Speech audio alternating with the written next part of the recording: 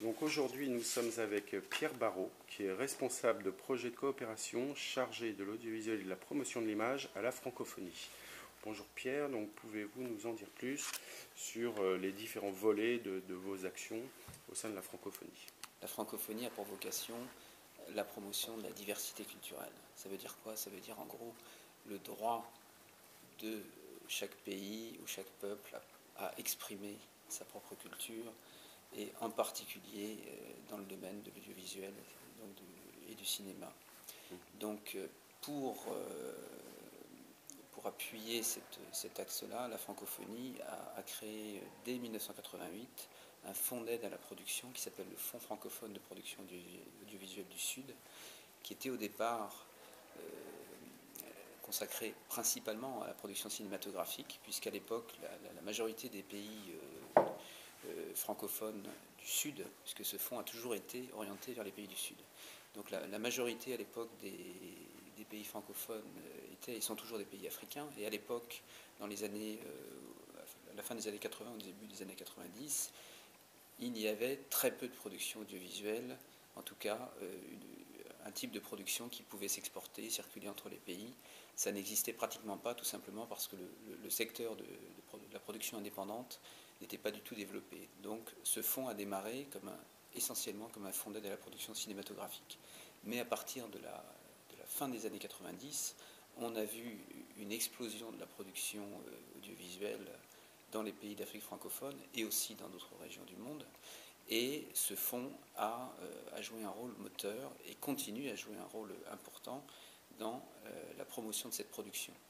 Alors, il ne s'agit pas, pour l'Organisation internationale de la francophonie, de se substituer aux États, aux secteurs économiques en place dans les pays. Il s'agit en fait d'ajouter un plus, de promouvoir la création, de promouvoir des standards de qualité de production un peu supérieure, et de permettre l'émergence de programmes qui puissent circuler entre les pays, qui puissent s'exporter et qui puissent dépasser même la zone francophone.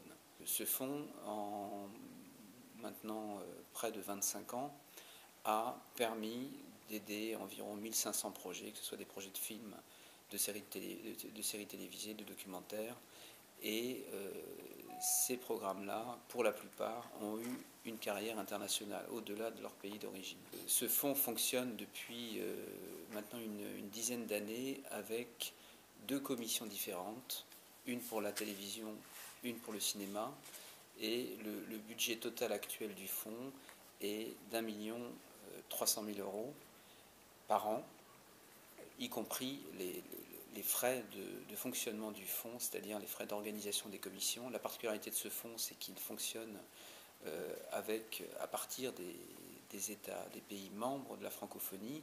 Donc tous les dossiers sont étudiés par un comité composé majoritairement de professionnels qui viennent des pays concernés, et on essaie d'avoir la plus grande diversité d'approches et de profils professionnels.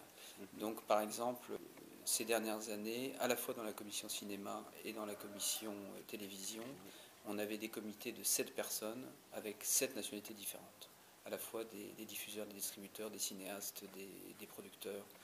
Voilà, tous ces profils-là, et un maximum de diversité d'origine géographique et culturelle, pour assurer justement cette marque de fabrique de la francophonie qui est la promotion de la diversité, de la création et d'une qualité technique et artistique qui puisse permettre un rayonnement de ces œuvres.